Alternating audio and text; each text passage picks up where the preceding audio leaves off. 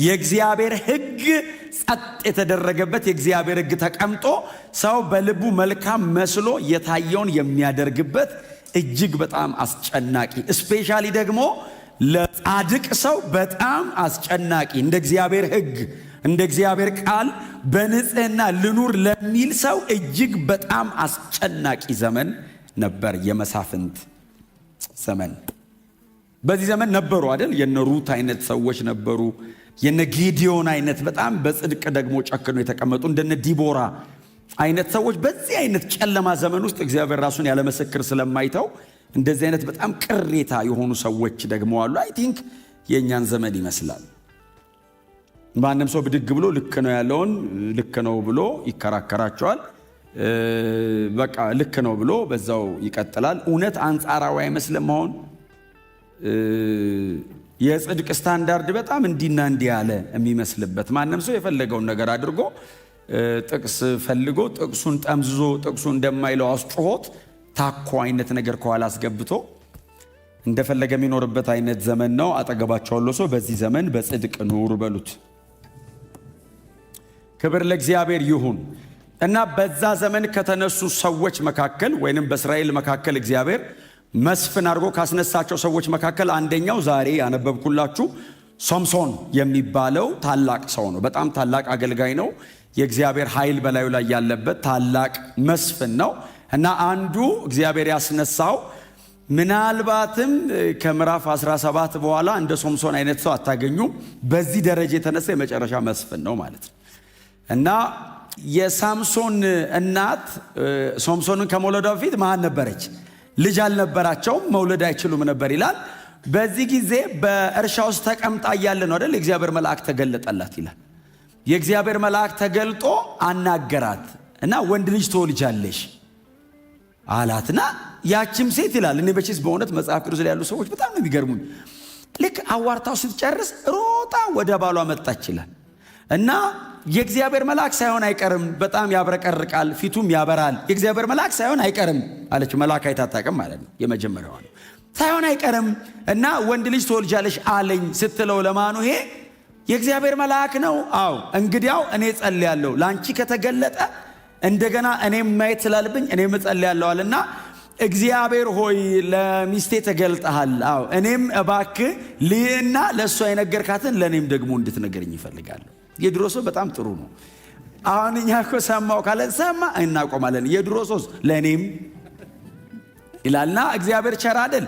እኔም ማየት መስማት እፈልጋለሁ ብሎ ሲጸልይ መጽሐፍ ቅዱስ ሲናገር ለማኑሄ እግዚአብሔር ተገለጠ አይደለም የሚለው፣ ለሚስቱ ድጋሚ ተገለጠላትና ያ ሰውዬ ማለት ነው ተገልጦላት ሲያዋራት በጣም የምትገርማችሁ የባሏን ጸሎት ሰምታለች መሰለኝ። እያዋራት ሰማችሁና እባክህ አንተ ሰው እንዳትለየኝ ባሌን ጠርቼ ልምጣ አለችው። ሂጂና ጥሪውና ነይ ሲላት ሚስቱም ሮጣ ሄዳ ትላንትና ያዋራኝ ሰውዬ ዛሬ መጥቷል አለችው።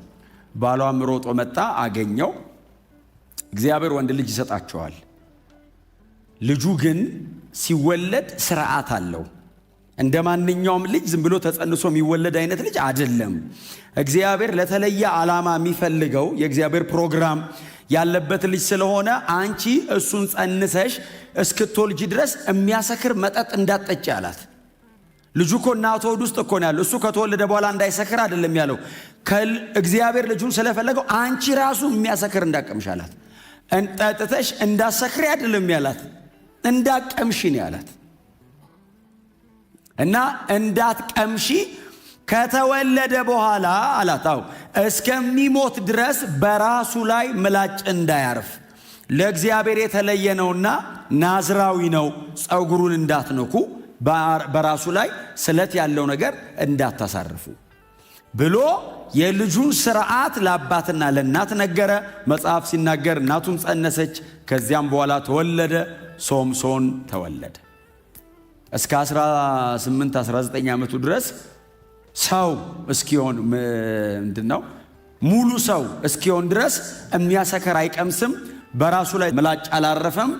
በጥንቃቄ አሳደጉት ሶምሶንን። ማኑሄና እናቱ ተጠንቅቀው መውጣት መግባቱን፣ ምክንያቱም እግዚአብሔር ይሄ ልጅ ከመጸነሱ በፊት ነግሯቸዋል። ናዝራዊ ነው፣ የኔ ነው፣ ለእናንተ ብቻ ሳይሆን ለራሴ ምን የሰጠኋችሁ። የሚያድገው ለእናንተ ደስታ ብቻ ሳይሆን ለእኔም ክብር ነው ብሎ እግዚአብሔር እስራኤልን ከፍልስጤም አገዛዝ ነፃ ለማውጣት ይህንም ብላቴና እነሱ ቤት እያሳደገ እንደሆነ ስለገባቸው በቤታቸው እግዚአብሔር ላስቀመጠው ፕሮግራም ሲሉ የሚፈልጉትን እየተዉ ያማራቸውን እምቢ እያሉ ብላቴናውን አሳደጉት። መጠጣትና መስከር ቢያምራቸው ስለ ብላቴናው ሲሉ፣ እግዚአብሔር እነሱ ቤት ስለጀመረው ፕሮግራም ሲሉ አይጠጡም፣ አይሰክሩም። እግዚአብሔር ስላዘዛቸው አያደርጉም። ይሄ ልጅ የሚያድገው በንጽህና ነው። በውስጣችሁ በቤታችሁ የተቀመጠው ነገር በቅድስና ነው የሚያድገው። ለምን? የኔ ነውና አለ እግዚአብሔር። የራሴ ነው። ይሄ ልጅ በሚሄድበት መንገድ አንድ ነገር ቢሆን ከእናንተ ራስ አልወርድም ብሏል እግዚአብሔር። ተጠንቅቀው አሳደጉት። እስከ 19 ዓመቱ ነው ይህን ልጅ መንከባከብ የምትችለው። በ19 ዓመቱ ሲያድግ በጾርዓና በኤሽታኦል ሸለቆ ምዕራፍ 13 የመጨረሻውን ቁጥር አንብቡት። በጾርዓና በኤሽታኦል ሸለቆ መካከል በዳን ሰፈር የእግዚአብሔር መንፈስ ሊያነቃቃው ጀመር ይላል። ሰውየው የሚነቃቃው ቤተ መቅደስ አይደለም። ሰውየው የሚነቃቃው ቸርች አይደለም። ሰውየው የሚነቃቃው ጫካ ውስጥ ነው። የሚወርድበት ኃይል የከተማ የቅጥር በር የሚነቀል ነው። ሰው አካባቢ አይነቃቃም፣ ይዞ ነው የሚሄደው። እግዚአብሔር እላዩ ላይ ኢንቨስት ያደረገበት ኃይል በሰው ልጅ ታሪክ እንደ ሶምሶን እግዚአብሔር ኢንቨስት ያደረገበት ሰው የለም። እግዚአብሔር ሶምሶን ፊልም የሚያደርገውን ብቻ አይደለም፣ ይሄኛውን ፍጥረታዊ ዓለም ቻሌንጅ በሚያደርግ መንገድ ነው እግዚአብሔር ኃይል በላዩ ላይ ያስቀመጠው።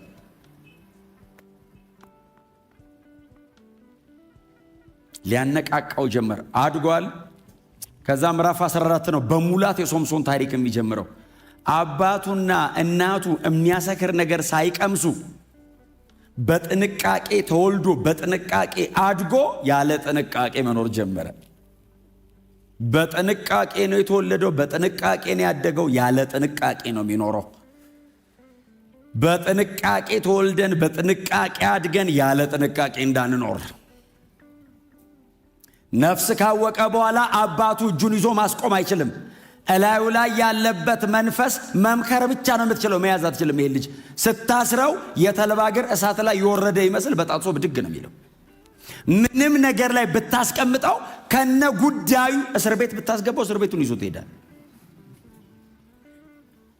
መምከር ነው። እባክህ እንዲህ አታርግ፣ እላይ ላይ የተቀመጠብህ የእግዚአብሔር ፕሮግራም አይፈልገውም፣ ተው ብቻ ነው ማለት የምትችለው። መያዝ አትችልም። ለምን? ትልቅ ሰው ነው፣ ያደገ ሰው ነው፣ ማቹር አድርጓል፣ ማመዛዘን ይችላል፣ መንፈስ አለበት፣ እግዚአብሔር ከእሱ ጋር ነው ያለው። መምከር ነው የምትችለው፣ መከልከል አትችልም። አባቱ ይነግረዋል፣ ተው ልጄ ይለዋል። መጀመሪያ ያደረገው ነገር ወደ ተምና ሄደ፣ ፍልስጤም ሰፈር ሄደና አንድ ሴት የተወደደ ይላል። ከዛ መጣና አባቱ እንደዚህ ያለው አጋባኝ አለው። ልጄ አሉ። መምከር ነው የምትችለው። አይሆንም ብትለው አትችልም። ተው ልጄ፣ ከእስራኤል መንደር ኪዳን ካለው ሕዝብ መካከል ላንተ የሚሆን ጠፍቶ ነው እዛ ሄደህ እንደዚህ ሚስት አጋቡኝ የምትለው? ወድጃታለሁ አጋባኛለሁ። እኸረ ሕጉ አይፈቅድም። አንተ ናዝራዊ ነህ፣ ጎናቸው ያለውን ሰው ለእግዚአብሔር የተለየህ ነህ በሉት። አትንካ ያለን አትንካ በሉት። ወድጄዋለሁ ፈለኳ አይባልም። ይሄ ቸርች ነው፣ ክርስትና ነው፣ ይሄ ሕይወት ነው። ንግድ አይደለም፣ ስራ አይደለም፣ ይሄ ሕይወት ነው። ካላጋባኝ ስለው ተው አለው።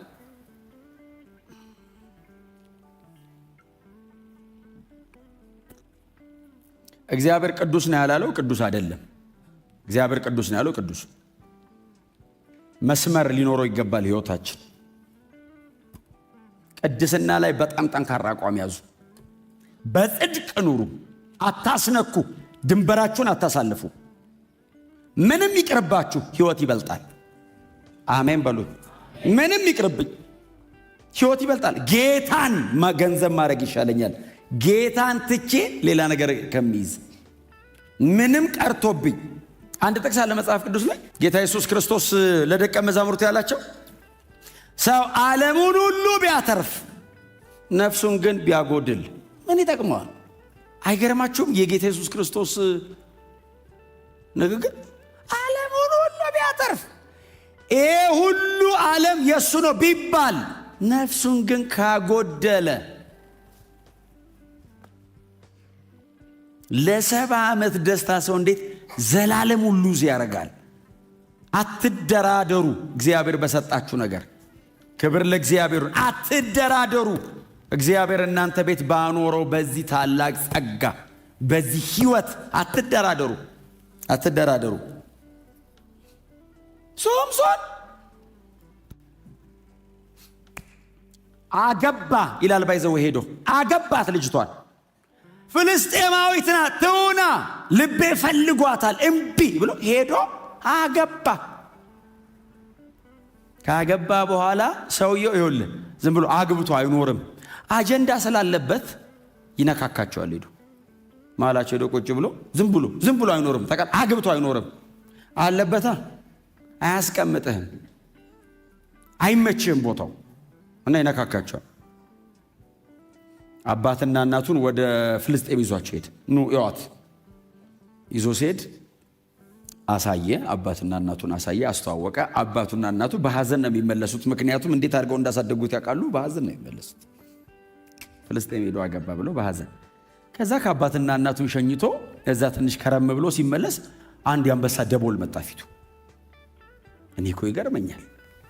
አንዳንድ በሕይወታችሁ የሚደረጉ ነገሮች ለሚሰሩ ነገሮች ማረጋገጫ አይደሉም።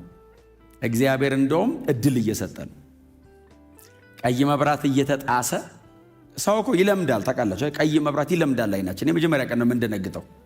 ከዛስ ቦግ ቦግ ቦግ ስንል መንገዱ መብራቱ ቀይ ነው ማለት ነው ይላል ሰው። አደጋ መሆኑን ረስቶ ሶምሶን እንደዛ እኮ ነው የሆነው። አዳብት አረገው ታውቃለህ መሳትን። ከዛ ሲመጣ አንድ ወጣት አንበሳ ነው። የአንበሳ ደቦል ይላል። በቃ ጎፈር ያለው አንበሳ ከጫካ ወጥቶ ሊበላው ሲመጣ ይላል አይደል የጌታ መንፈስ በላዩ ላይ ወረደ ይላል። ከዛስ በእጁ ምንም የለም ይላል። ወክ እያደረገ ነበር ማለት ምንም በእጁ አልያዘ። ጠቦት እንደሚቆራረጥ አንበሳውን ቆራረጠ ይላል። ብኖር ባየው የዛን ቀን እንዴት ነው አንበሳ የሚቆራረጠው? አንበሳ ሲቆራረጥ ነው የምናውቀው። አድርጎ ጥሎት ብሎ መንገዱን ቀጠለ። እኔ አንበሳ ገዳይ እኮ አላለም፣ ዝም ብሎ ሄደ መንገዱ።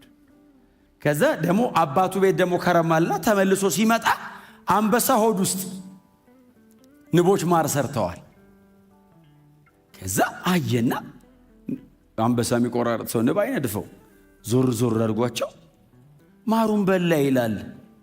ከዛ ነው በዛ ስለሚል ያዝ አረገና ወደ አባቱ ቤት ይዞ ሄደ እና ለአባትና ለእናቱ ሰጣቸው። ብሉ አላቸው። ከየት አምጥተህ ነው ሲሉት ከየት እንዳመጣ አልነገራቸውም ይላል። ለምን መሰለህ? የሞተ አንበሳ ነው። ናዝራዊ ነው። የሞተ ነገር መንካት አይችልም። ከሞተ አንበሳ ውስጥ ቢል አባትየው ደፍቶ ነው የሚለው። ስለዚህ አይ ዝም ከሆነ ቦታ ነው ያመጣሁት። ቶሎ ቶሎ ይነካል ሶምሶን። ፍልስጤም ሄዶ እንደዛ ኢንጌጅ ማድረጉ ሳያንሰው የሞተ ነገር ይነካል። የሞተ ነገር መንካት አትችልም ብሉት ጎናቸው ያለውን ሰው። አንተ የተለየነ የሞተ ነገር መንካት አትችልም፣ አይቻልም።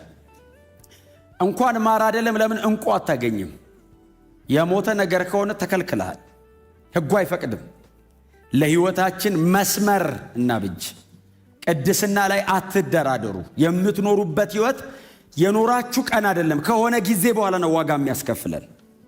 የዕለት ዕለት ዋጋ አያስከፍለውም። ኢንጆይ ነው የሚያደርገው ሶምሶን። ማር በላ ማር በላ፣ ግን አየ መንገድ እየሳተ ነው። ይሄ አካሄዱ መጨረሻ ላይ የት ጋር እንዳደረሰው እንግዲህ አንብበናል አብረን።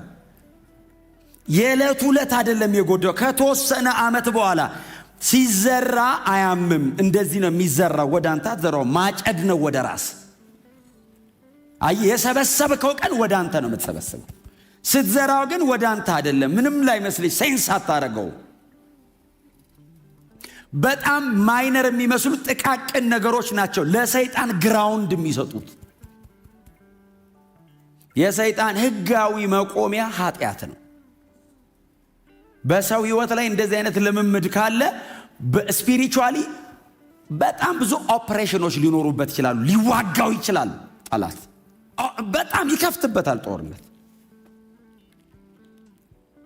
የትኛውም ውጊያ ከዚህ አይነት ነገር ጋር የሚያያዝ ነው እያልኳቸው አይደለም። ግን ኃጢአት እያደረገ ግን ሰው በፍጹም አታክ ያደርገዋል። ይሄው ደግሞ ደግሞ ደግሞ ደግሞ ኃጢአት እንዲሰራ ያደርገዋል። ደግሞ ደግሞ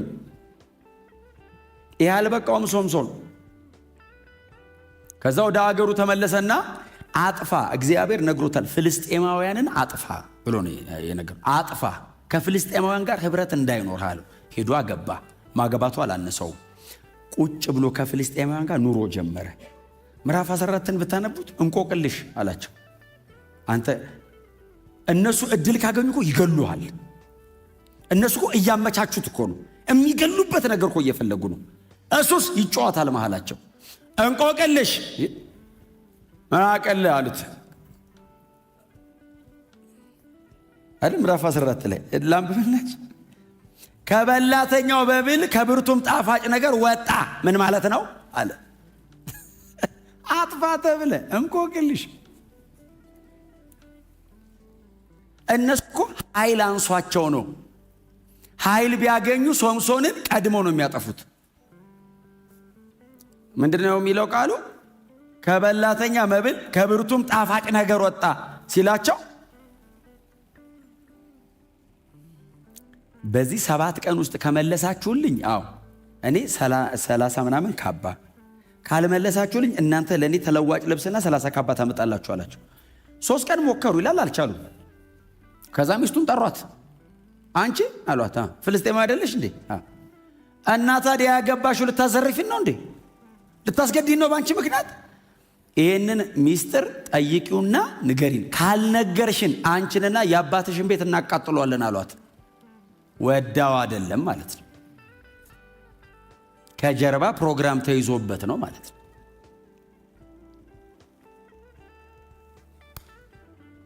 ቢ ሲሪየስ። አሜን ነው። በጣም ሲሪየስ ነው። ነዘነዘችው ተጠግታ። ሶምሶን አለችው፣ አቤት። አትወደኝም? እወድሻለሁ። ታዲያ ሚስጥሩ ምንድን ነው? ከበላተኛ ምናምን ከሚባላ የሚበላ ከሞነ ነገር ጣፋጭ ወጣ።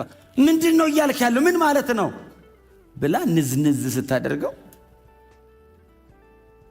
ከአንበሳ ሆድ ውስጥ ማር አውጥቼ ነው ብሎ ሚስጥሩን ነገራት። ሄዳ ነገረቻቸው። በ7ኛው ቀን 30 ካባና ተለዋጭ ልብስ በሚያመጡበት ቀን ሄዳ ስትነግራቸው መጡና ነገሩት። እንደገና ድጋሚ ተረተ ሶምሶን። ቁጥር ስንት ላይ መሰላችሁ? ምዕራፍ 14 ቁጥር 18 ላይ ከማር የጣፈጠ ምን ተገኝቶ አሉት። እሷ ናታ። ከአንበሳ ወዲያ ብርቱ ከየት መጥቶ አሉት። አንበሳ ገለ ማር አውጥተ ነው አሉት። ከዛ ምንድን ያላችሁ ሶምሶን? በጊደሬ ባላረሳችሁ እንቆቅልሽንም ባልፈታችሁ አለ። ተረት ጀመረ። ቁጭ ብሎ አጥፋ የተባለው ሀገር ቁጭ ብሎ ተረት። የኛ ሀገር ሰው ሆኖ አረፈ ተረት። እነሱ ፍልስጤማውያን ናቸው፣ ይተርቱ። ምን ፕሮግራም አላቸው? ምንም ፕሮግራም የለባቸው። እሱስ አጀንዳ አለ ላዩ ላይ። የሰው አይደለም፣ የመለኮት አጀንዳ። አጀንዳው የፋሚሊው አይደለም፣ የኔሽን ነው። እግዚአብሔር እንደ ሀገር እስራኤልን በሱ በኩል ነፃ ለማውጣት ነው የቀባው።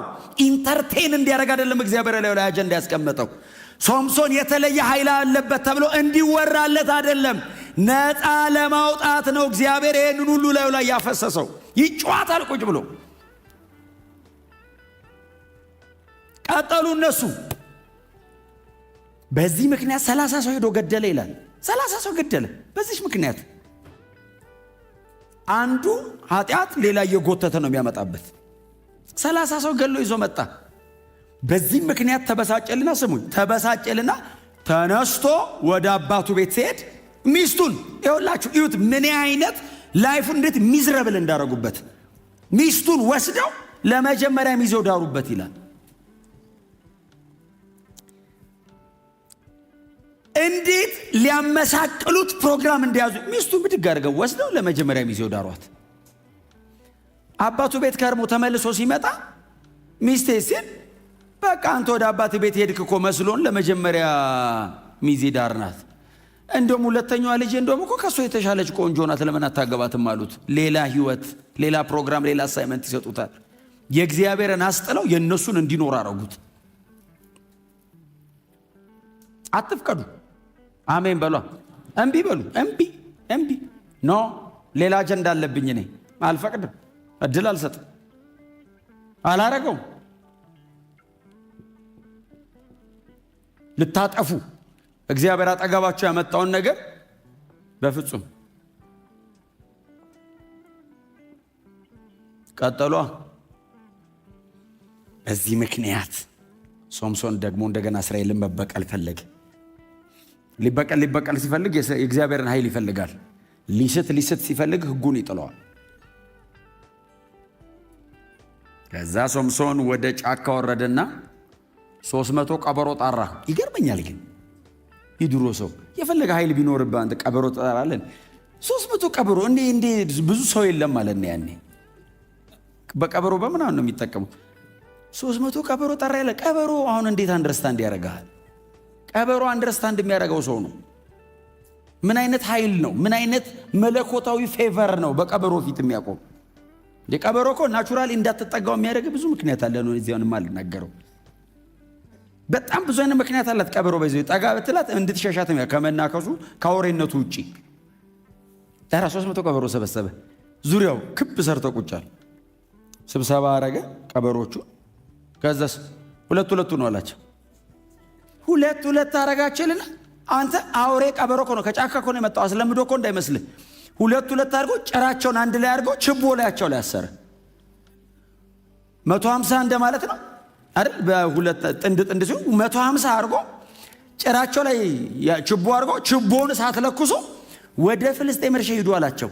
ወደ ቤቱ የተመለሰ ቀበሮ የለም። አንተ አጋጣሚ አይደለም ማለት እኮ ነው ነገሩ። ወደ ፍልስጤም እርሻ ሄደው የፍልስጤም እርሻ አቃጠሉ ይላል።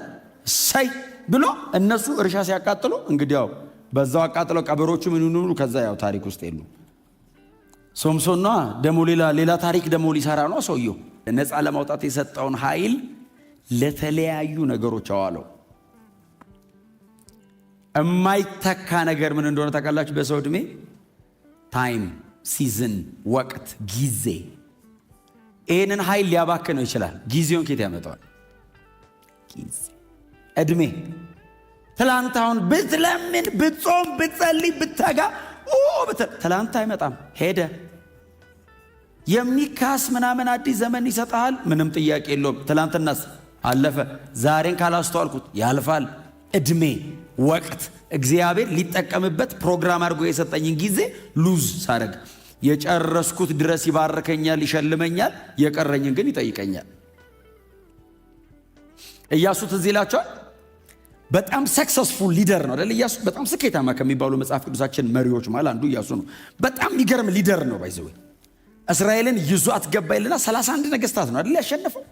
31 ነገስታት ድል አረገና ሲያየው በጣም ተሳክቶለታል። ህዝበ እስራኤልን ሰበሰበ። ምዕራፍ 13 ላይ ርስታቸውን በገመድ እየለካ በምናምን በሆነ ነገር እያደረገ ማካፈል ጀመረ። እግዚአብሔር መጣ። ኢያሱ አለው። አቤት አለ። ምን እየሰራ ነው? ርስት እያካፈልኩ። የሚቀር እኮ ብዙ ምድር ነበር። አረጀህብኝ እዚህ ጋር ርስት እያካፈልካለሁ። አረጀህብኝ። ይቀርሃል እኮ አለው። የመጣው በጣም ጥሩ ነው፣ የሚቀር ግን ነበረ። እስካሁን ስለመጣው ሸልማለሁ፣ የሚቀርን ግን ጠይቃለሁ አለው።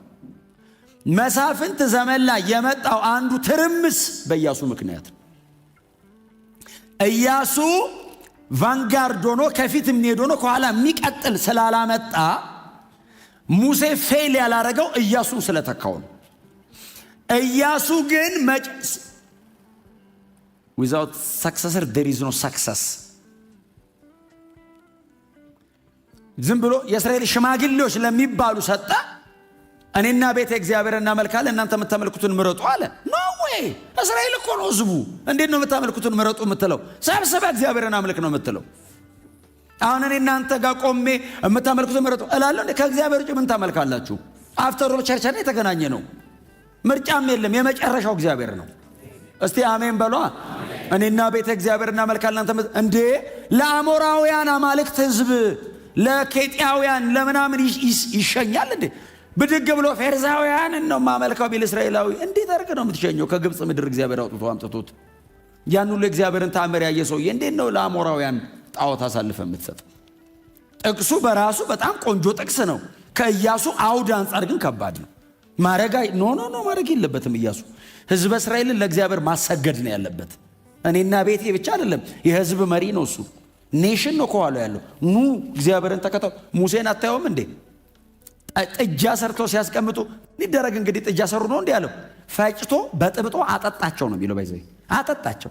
ጠጣ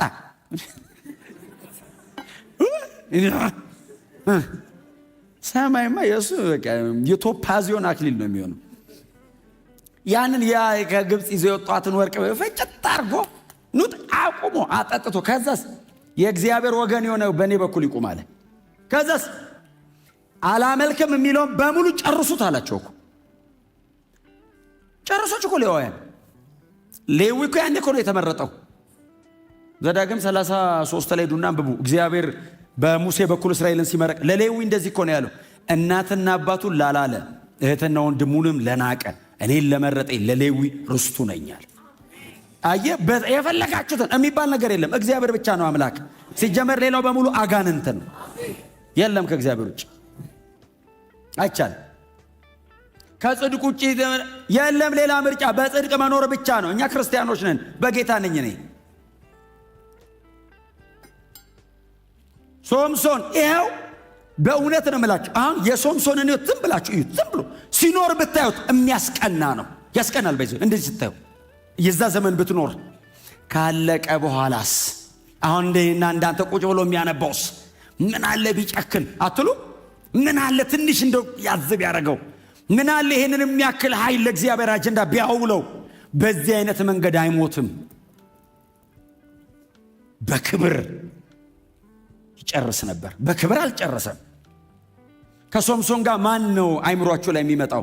ይህንን ሁሉ ኃይል ተሸከመ። ሶምሶን ፌል አረገ። የተለየ ኃይል የለበትም። ጨካኝ ነው። በጣም ሰክሰስፉል ነበረ። ዮሴፍ ግብፅ እኮ ነው። ዮሴፍ ግብፅ እንደዚህ የከተማ የቅጥር በር የሚነቅል ኃይል ቢኖረው ዮሴፍ እስር ቤት በሰላም ታስሮ ይቀመጥ። ሶምሶንስ ቢሆን እስር ቤት እዚህ አካባቢ ነበር ነው የሚያስብልህ። ይዞት ሄዶ መንገድ ነው የሚያደርገው እስር ቤቱን ሜዳ። ይሄ ዊዝደም አለው። ህግ ይጠብቃል። እግዚአብሔርን ይወደዋል። ዲሲፕሊን ነው። ኮሚትመንት አለው። ዲተርምን ነው። ዩ ሃቭ ቱ ቢ ሲሪየስ። እንደ ክርስቲያኑ ኑ እስቲ አሜን በሏ። በአንደበታችን ከምንሰብከው በላይ ህይወታችን ይናገራል። ህይወት ፕሪች የሚያደርገው ይበልጣል። ዮሴፍን ይዩት እስቲ። ምንም አድርገው አሁን እንደ ዮሴፍ እድል ነበረው ሶምሶን? አልነበረው። የጳጢፋራ ሚስት መጣ።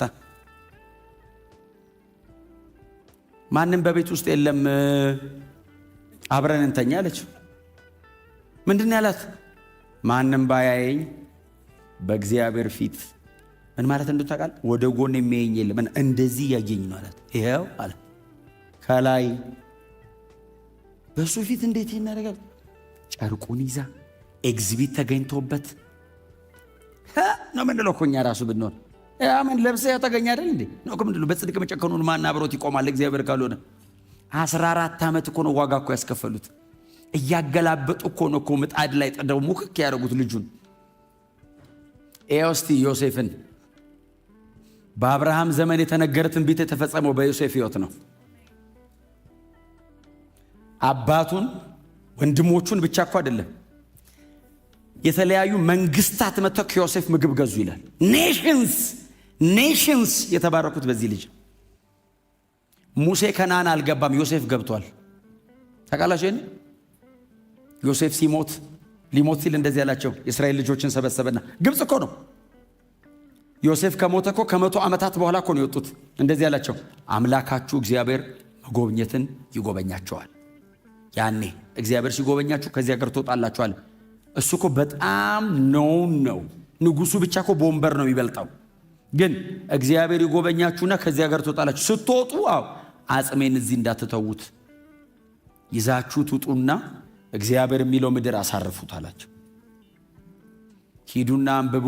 ኢያሱ መጽሐፍ ላይ የዮሴፍን አጥንት ወስደው በተምና ሴራ አሳረፉት ይላል። ሙሴ ምድረ በዳን የተቀበረው፣ አሮን ምድረ በዳን የሞተው፣ ማርያም ምድረ በዳን የሞተችው፣ በሙሉ ምድረ በዳን ያለቁት። ዮሴፍ ገብቷል። በቁሙ እንዳይመስልህ ሞቶም ተሳክቶለታል። ርስት ወርሷል። የጽድቅ አቋም የሚጠቅም ዘንድሮ ብቻ ላይሆን ይችላል። የዕድሜን ሁሉ ካንቀላፋ በኋላ ተጽዕኖ ይቀጥላል። አንተ በሕይወት በማትኖርበት ዘመን ሌጋሲ በለው የፈለግከውን በለው ይቀጥላል። በእግዚአብሔር መንግሥት ምልክት ሆነ ትኖራል። እስቲ አሜን በሏ። ለማንም ብሎ አይደለም። ሶምሶንን እዩት። በጣም ፌቨርድ ነው። በጣም ፕሮሞት የሚደረግ አይነት ሰው ነው። መጣ ከተባለ ሶምሶን በቃ ከተመልን።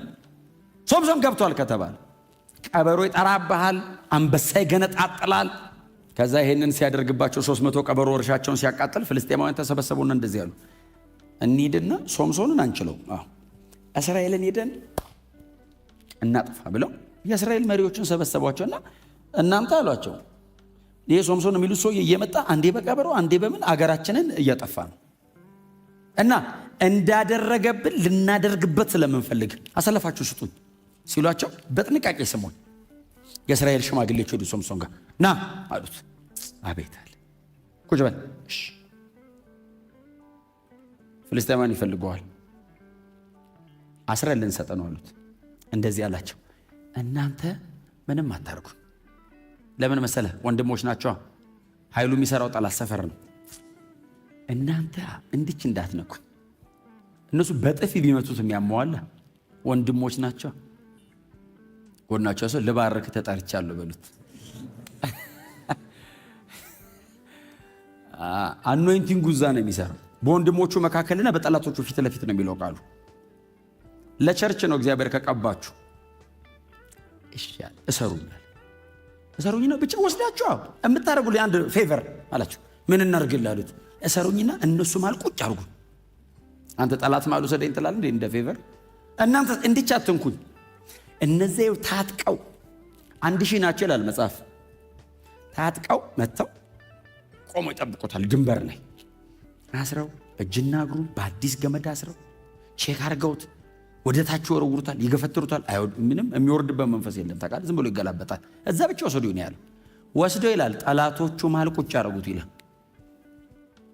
የእግዚአብሔር መንፈስ በላዩ ላይ ወረደ ነው የሚለው ቀጥሎ። ከዛስ በጥስጥስ አደረገውና ቆመ ይላል።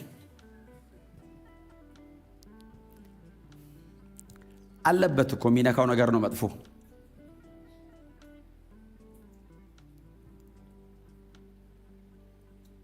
የእግዚአብሔር ዓላማ ካለብን የጠላት ዓላማ የምትሆነው ምንም ተሌለበት ጠላትም አይፈልግህም። በያዘን ብሎ የተኛ ነው የሚልህ። አጀንዳ ካለብስ እድል ከሰጠ ታጠፋላ ብዙ። ስለዚህ አሳይመንት ነው የሚሰጥ። ከዛ መጽሐፍ እንደዚህ ይላል፣ በትስትስት አድርጎት ቆመው አንተ ዝም ብሎ አይዋጋም እንዴ? ዞር ሲል ይላል ገና ትኩስ ሆኖ የወደቀ የአህያ መንጋጋ አገኘ ይላል። ናዝራዊ ነው፣ የሞተ ነገር መንካት አይችልም። ትኩስ ነው፣ የቆየ ነው። ብድግ አደረገው ይላል። ከዛ መታቸው ይላል። 1000 ሰው አንተ በአህያ መንጋጋ ምን መንጋ ነው የሚመታቸው? መጽሐፍ ነው ክምር በክምር አረጋው ነው የሚለው። እንግዲህ እየመታ 1000 ሰው በጣም ብዙ ከሆነ እንዴ ኦልሞስት የጉባኤ በሉት እንደዚህ ይወረወረ ከምሮ ሲጨርስ እኔ ሶምሶን ብሎ ላንብብላችሁ እንዴ ፎከረ የሚል ቃል አለ። በጣም ከኛ ጋር ይመሳሰላል። ተረት ፉከራ እዩት። ምዕራፍ 15 ቁጥር 16 እንደዚህ ይላል፣ ሶምሶንም በአንድ የአህያ መንጋጋ 1000 ሰው ዘራሪ ፉከራ እኮ ነው። 1000 ሰው ዘራሪ በአንድ የአህያ መንጋጋ 1000 ሬሳ አነባባሪ ብሎ ፎከረ ይላል። እኔ አይደለሁም እንግዲህ ያላችሁ ፎከረ። እኔ ምንም ስብከቱን እንትን ለማድረግ ብዬ ጥቅስ ነው ያነበብኩት። ፎከረ ከዛ ጥም ያዘው።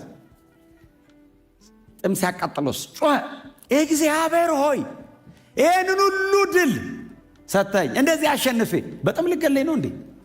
አንድ እጅ አቀብሎ የሚያጠጣኝ በጣም ለሞት ነው ወይ ሲለው፣ በጣም የሚገርማችሁ እግዚአብሔር አለት ሰነጠ አዘቅቶ ነው የሚለው። እሱ ጋር አለት ሊትራሊ አለት ነው የሚለው ትክክለኛው ቃል። አለት ሰነጠቀለት ይላል፣ ውሃ ጠጣ ይላል። ግን በቃ እግዚአብሔር በአለው በጣም ብዙ እንደገና ይለዋል ሶምሶን። መጨረሻ ላይ ሰይጣን አንድ ደሊላ የምትባል ሴት አስተዋወቀ። ደሊላ ተጠግተው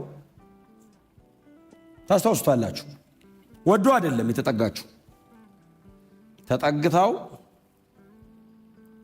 እያወራችሁ መጽሐፉን የጻፈው ሳሙኤል አላቅም እንግዲህ እኔ ታሪኩን ሰምቶ ይሁን እግዚአብሔር በመንፈሱ ገልጦለት ይሁን አላቅም። የሶምሶንና የደሊላን ዲያሎግ ብቻ ሳይሆን ደሊላና የፍልስጤም ሹማምንት የሚያረጉትንም ወሬ ነው የጻፈው። ደሊላ ከሶምሶን ጋር መታ እንደምትወደው ትነግረዋለች። በጀርባ በኩል ከፍልስጤም ሹማምንት ጋር ስለሱ ታወራለች። ይሄንን ሶምሶን የተባለ ሰው እንድንገለው ብታግዢን፣ ዮሴፍ የተባለው ሰውዬ የተሸጠበት መጽሐፍ ዮሴፍ የተሸጠበት አይነት የ7 ባሪያ ዋጋ ነው ባይዘው የተስማሙት። ዮሴፍ አይነት 7 ባሪያ የሚገዛ ዋጋ ብርን ሰጥሻለን እና እንግደለው ወይ ግደዩ። ይሄንን ታርጌት ታርጋ ነው መታ ሶምሶን አለችው። አቤት አለ። ስለዚህ በጣም በሞገስ የታጠቀ ሰው ቃሏን ላንብብላችሁ። ምዕራፍ 16 ቁጥር 6 ላይ የብርታት ታላቅነት ሚስጥርና ታስረ በቁጥጥር ስር የምትውለው እንዴት እንደሆነ እባክህ ንገረኝ። ምን ባረገ ነው ተራ ሰው የምትሆነው አለችው። ሰው በእውነት ነው የምላችሁ ካልሞተ በቀር በቁሙ እንዴት ተራ ላርግ ሲባል እንዲህ ብታረገኝ ይባላል? መሞቻ መንገድ ይመራል እንዲህ ሰው ምን ባረግ ነው እምገል ስትለው ይሄው እኔ አይደለሁም አንድ ሶስት መንገድ ነገራት። በዚህ አንድ 3 መንገድ እናንተ አንብቡት። ቁጥር 7 ላይ በእርጥብ ጠፍር ይሄ የፈለገ እንትን ቢል በማይበጠስ ባልረጠበ ነው ይል አይደል? ባልደረቁ 7 እርጥብ ጠፍር ማንም ሊቆርጠው በማይችል ጠፍር ግጥም አረጋችሁ ብታስሩኝ አልችልም መነቃነቅ ሲላት፣ አየ ለጠቅላላ እውቀት አይደለም የምትጠይቀው፣ ታረገዋለች። ቀጥሎ ለማወቅ አይደለም ጀነራል ኖሌጅ። እንዴት አድርጌ ነው ፍልስጤማዊ ማረገ ስትለው እንትን ብታረግ ይችላል። ለዛ እንደዛ ነው። እሺ በቃ ኖ አሰረችው። ከተኛ በኋላ መጽሐፍ ሲናገር የፍልስጤም ገዢዎች በቤቷ ጀርባ በኩል ጉድጓድ ውስጥ ቁጭ ብሎ ይጠብቁት ነበር ይላል። የምር ሆነ ሊገሉ ማለት ነው። እግዚአብሔር አምላክ ኃይልና ጥበብ ይስጣል። ዊዝደም ኃይል ብቻውን ብዙ ጊዜ ተናግሬዋለሁ እዚህ ቦታ። ድሮ የአንድ እንትን ማስታወቂያ እግራቸው ትዝ ይላችኋል። መንፈሳዊ ሕግ ሳስተምር ተናግሬዋለሁ። በዚህ መስቀል አደባባይ ላይ አንድ ማስታወቂያ ነበር። እንደዚህ ያለ እጅ አይታችሁ ታውቃላችሁ? የጎማ ማስታወቂያ። ይሄ ጎማ ነው፣ እንደዚህ ያለ እጅ ነው። ከስር ፓወር ኢዝ ነቲንግ ዊዛውት ኮንትሮል ይላል። ኃይልን ካልተቆጣጠርከው ዲስትራክቲቭ ነው፣ አንተን ነው የሚያጠፋ፣ ተመልሶ ይበላሃል። ካራክተር ዋይዝ በጣም መሸከም አለብህ። ሶምሶን ኃይል አለው፣ ጥበብ የለውም፣ እንደ እግዚአብሔር ቃል አይኖርም። ተመልሶ የገደለው እኮ እሱን ነው፣ ዲስትራክት ያደረገው ራሱን። እንዴት አድርጌ ነው ተራሶን ማድረግ ስትለው በዚህ መንገድ ሲላት አደረገችው። ቀጥሎስ መጡበት ስትለው በጥስጥስ አድርጎት ሲነሳ ዋሽተኛል፣ የልብን አልነገርከኝ፣ አትወደኝ ማለት ነው። ራሷ ናት ያለችው፣ እኔ አይደለሁም። አንብቡ እናንተ ምዕራፍ 16ን። ከዛ እንደገና ስራ ላይ ባልዋሉ አዳዲስ ገመዶች፣ ምንም ታስሮ በማያውቅበት አዲስ በተመረተ አዲስ ገመድ፣ በካቦ ማለት ነው ዘንድሮ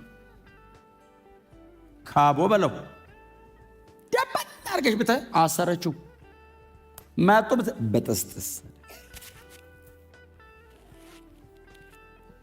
ከዛ 3ኛ ቁጥር 13 ላይ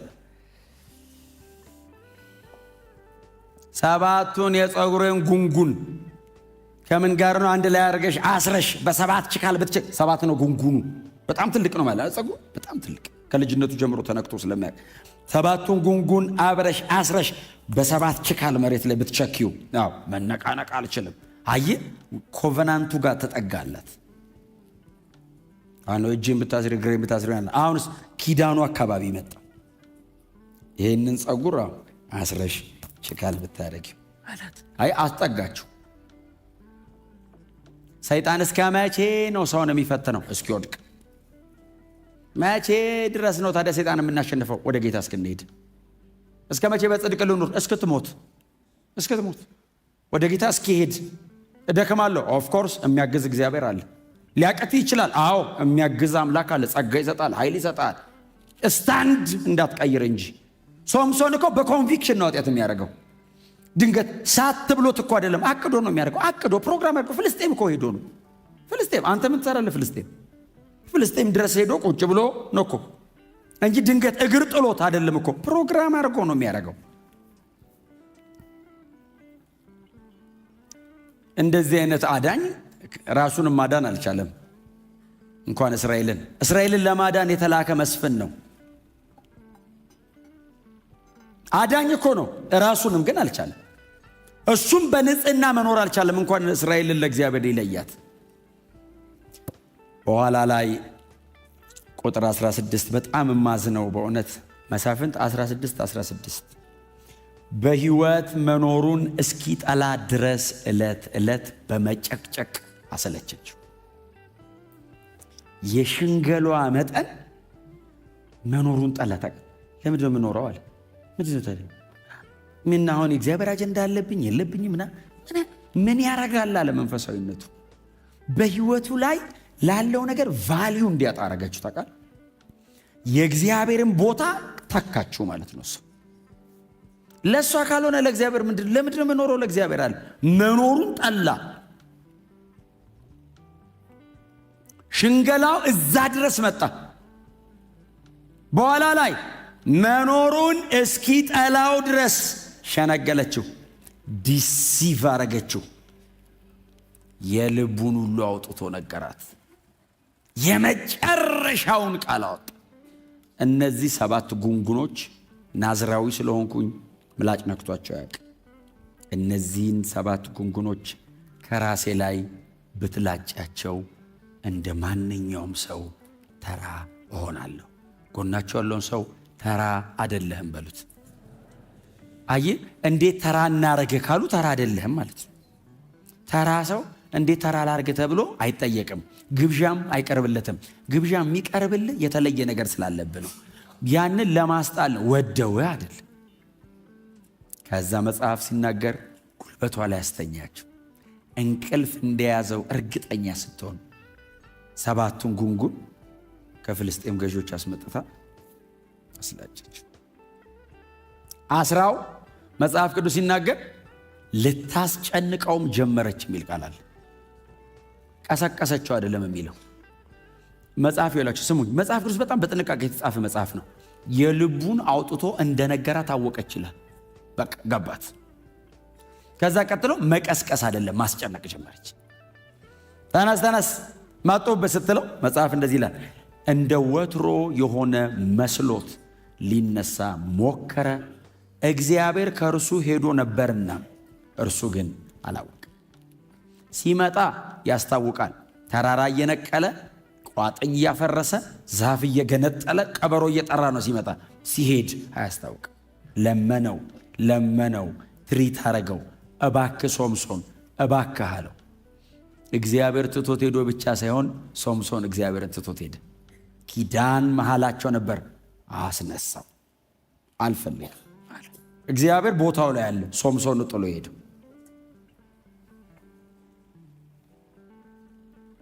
you have to be serious።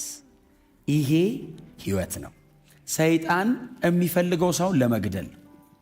ጌታችን ኢየሱስ ክርስቶስ የመጨረሻውን የሰይጣንን ዓላማ ነገረን። የመጨረሻ ሰይጣንን ከኢየሱስ በላይ የሚያውቀው የለም፣ ፈጣሪው ነው።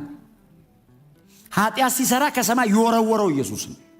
ስለ ሰይጣን ራሱ ያወራውን አይደለም ማመን ያለብህ።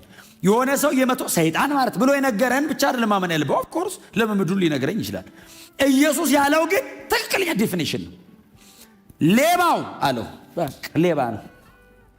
ሶምሶን ጋር የመጣው ሊሰርቅ ነው። ሊሰርቅ አለ ሊያርድ ሊያጠፋ እንጂ ስለሌላ ስለምንም።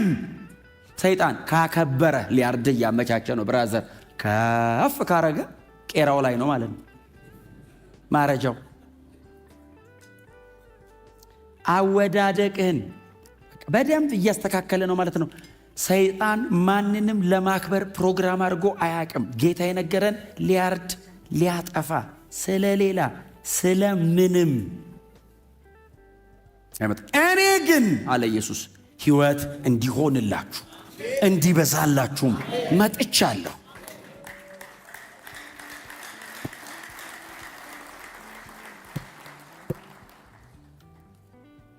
ይሄ ወጣት መጽሐፍ ሲናገር ያዙት ይላል። ከዛን ቀን ወዲህ ደሊላ የምትባል ሴት አይቶ አያውቅም። የወደደችው ተራ እስኪሆን ነው። የወደደችው አጀንዳውን እስኪጥል ነው። አብራው በጣም የወጣችው የገባችው እንደዚህ ልክ ሲሆን አላራ ወሰዱት፣ አይኑን አወጡት ይላል። ከዛ አሰሩት ይልና በጣም ግን እግዚአብሔር ምን አይነት አምላክ ነው! የሶምሶን ጸጉር እንደገና ማደግ ጀመረ ይላል። እግዚአብሔር ሶምሶን ሲመለስ እግዚአብሔር መለስ አለ። እግዚአብሔር ሆይ ማረኝ ሲለው ጸጉሩ እንደገና ማደግ ጀመረ። ከቤተ ጣዖታቸው ተሰብስበው ሶምሶንን ከእስር ቤት አመጡት ይላል። አመጡትን አየ። ዋርፌሩ የሶምሶንና የነሱ አይደለም የዳጎንና የእግዚአብሔር ነው። እንደዚህ አሉ፣ አምላካችን ዳጎን አሸነፈ አሉ። አሸነፈን አይደለም ያሉት፣ አምላካችን ዳጎን አሸነፈልን። ስፒሪቹዋል ነው። አየ ዋርፌሩ የአይምሮ አይደለም። የእኔ መውደቅ አይደለም ፕሮግራማቸው። በእኔ መውደቅ ውስጥ የሚሰደብ የእግዚአብሔር መንግስት ነው ፕሮግራማቸው። አየ አንተን ጣሉ አልጣሉ እሱ አይደለም ፕሮግራማቸው። ከአንተ ጀርባ የሚያጠለሹት የወንጌል ፕሮግራም አለ። አይ አታው ፌል አረጋ ለምን ዝም ብሎ ነው ኢየሱስ ምናምን የሚሉት ነው የሚባለው። ፕሮግራሙ የኪንግደም ነው፣ ፐርሰናል አይደለም። የኔ አይነት 100 ምናምን ሚሊዮን ሰው አለ ኢትዮጵያ ውስጥ። ጥላውን የሚባል ግለሰብ ወደቀ ቆመ፣ እሱ አይደለም። ከኔ ጀርባ የእግዚአብሔር መንግስት ስም ተጠርቷል። ከእያንዳንዳችሁ ጀርባ የተጠራ የኢየሱስ ስም አለ።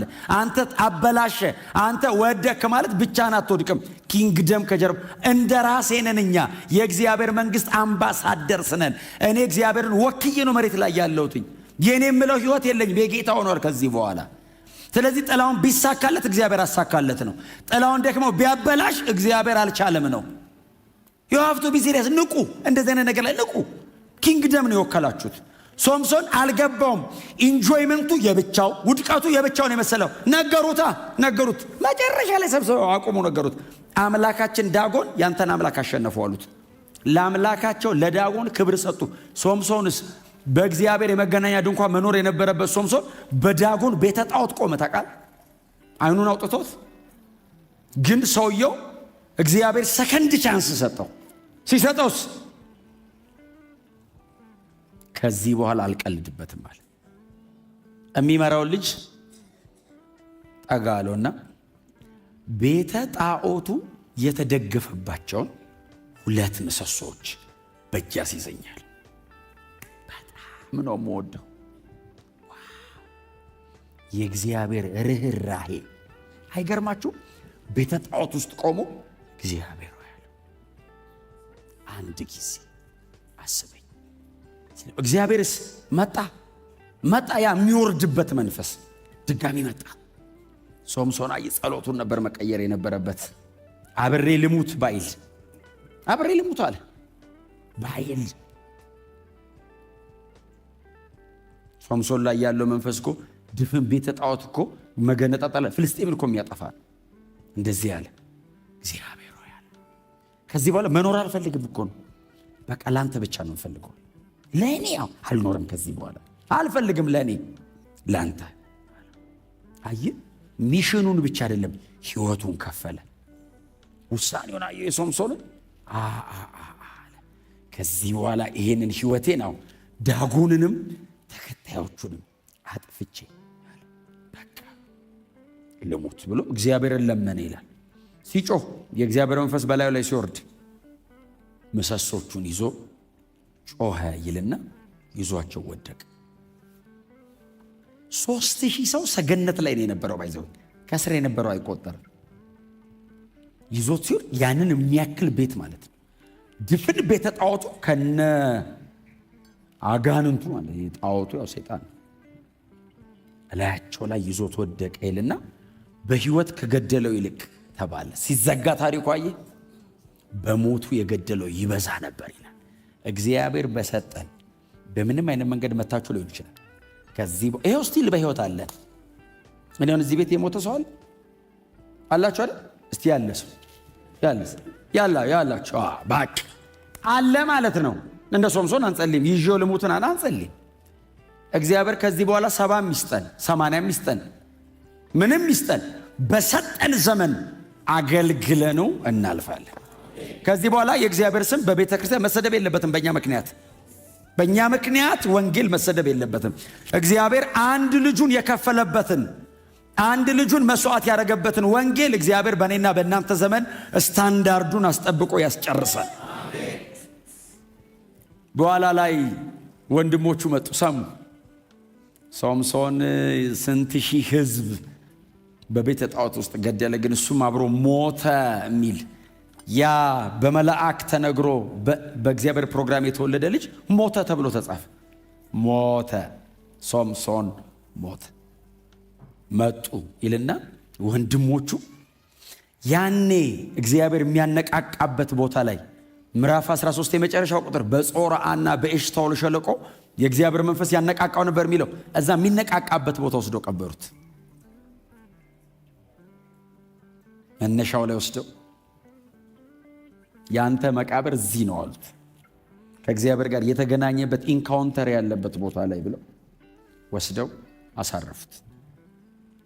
ምክንያቱም የሶምሶን ታሪክ ከእግዚአብሔር ጋር ነው የጀመረው። የሶምሶን ታሪክ ከሌላ ሰው ጋር የለውም። አንተ ከእግዚአብሔር ጋር ነው አሉት። እንደዚህ አይነት በብዙ ድካም፣ በብዙ ውድቀት፣ በጣም በብዙ አቅም ማጣት ውስጥ የኖረ መሪ ነበራት እስራኤል። ሰይጣን ሶምሶንን ለመጣል 20 ዓመት ነው የለፋው። በ20ኛው ዓመት ተሳክቶለት ሶምሶንን አገኘው።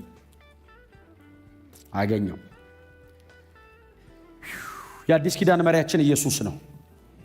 ሞዴላችን ክርስቶስ ነው። የሚታደገን መስፍናችን ኢየሱስ ነው። ንጉሳችን ክርስቶስ ነው። የመሳፍንት መጽሐፍም ላይ አፍተሮል እነዚህ መሳፍንቶች እንደ ጥላ ናቸው። 11:28 ላይ የእስራኤል ታዳጊ እግዚአብሔር ነው የሚለው። እግዚአብሔር ነው የእስራኤል ንጉሷ ነው የሚለው። ምዕራፍ 6 ቁጥር 28 አካባቢ ጌዲዮን ለእስራኤል ሰብስቦ ንገስብን ሲሉት እኔ ንጉሳቸው አይደለሁም እግዚአብሔር ነው ንጉሳቸው አላቸው። እነዚህ ጥላ ናቸው። ይደክማሉ፣ አቅም ያጣሉ፣ ኃይል የላቸውም። በተለያየ አጋጣሚ እንከን፣ ሽንፈት፣ ድካም ይታይባቸዋል። ፍጹም አዳኛለን። በምንም አይነት መንገድ ኃጢአት አልባ የሆነ አዳኛለን። በድካሙ ሳይሆን ስለ ሰው ልጆች ኃጢአት በመስቀል ላይ እርቃኑን የሞተ አዳኛለን። አያ አባቶቻችን ደክመው ነው የሞቱት። ኢየሱስ ግን ስለ ኃጢአቴ ነው የሞተው። ስለ እኔ ሲል ነው። የሰራሁት በደል የሰራሁት ኃጢአት ሞት ያስከፍለኛል። ስለዚህ ያንተን ሞት አምጣ ብሎ ኃጢአት የማያውቀው እርሱ ስለ እኔ ኃጢአት በመስቀል ላይ ሞተ። ፍጹም አዳኛለኝ። አዳኝ አልፈልግም። የሚነሳ መስፍን አልጠብቅም። ኦልሬዲ ተነስቶልኛል።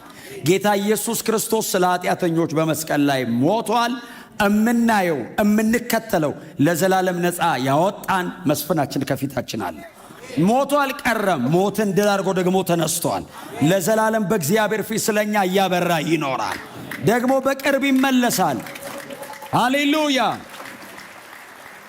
አየ ደከመ፣ ወደቀ፣ በሞቱ ምናምን ገደለ ብዬ አላቆምም። ከሞት ደግሞ ተነስቷል። ኢየሱስ መስቀል ላይ ሲሞታው ይዞኝ አይደለም የሞተው፣ አስነሳኝ እኔን። አየ ኢየሱስ ሲሞት ሞትን ገሎ በእርሱ ሞት ለእኔ ሕይወት ተሰጠኝ። ሶምሶን ሞተ፣ ታሪክ አለቀ።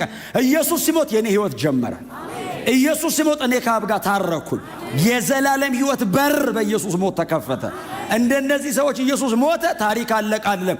ኢየሱስ ሞተ፣ እኔ በሕይወት ኖርኩ። እኔ የምሞትበትን ኢየሱስ ሞተው፣ ሞተ። አለኝ መስፍን፣ አለኝ ንጉሥ፣ አለኝ አዳኝ።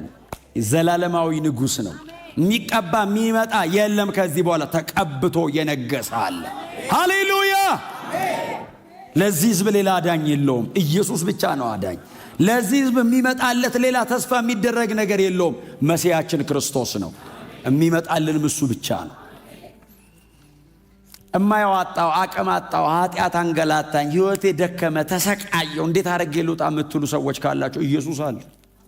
ኢየሱስ አለ። እኔ ነኝ ከሌኔው አልልም። በቃ የመጨረሻ ተሰብስበን የምናየው ኢየሱስ አለ። በቃ እሱ ኢየሱስ ክርስቶስ ስለ እኔ ኃጢአት መስቀል ላይ ሞቷል። ስለ ሰው ልጆች ሁሉ ኃጢአት መስቀል ላይ ሞቷል። በቅርብ ተመልሶ ይመጣል። በእርሱ የሚያምኑትን ሰብስቦ የመሰረተው መንግሥት ውስጥ ያስገባናል። ያዘጋጀልን ስፍራ ይወስደናል። ስለዚህ ሕይወታችሁን ያልሰጣችሁ እንግዳም አዲስ መሆናችሁ የመጣችሁ ሰዎች ካላችሁ ለእናንተ ይህንን ጥሪ ማድረግ እፈልጋለሁ።